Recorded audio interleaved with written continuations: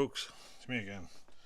I was trying to machine let's see if you can see this piece for this to lock on here. This one sits in here, but I needed a piece to slide in here, so this one basically goes in here, that goes in there,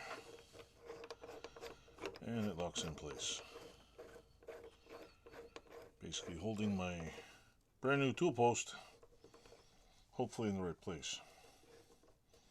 So yeah, anyway, that's what I made tonight.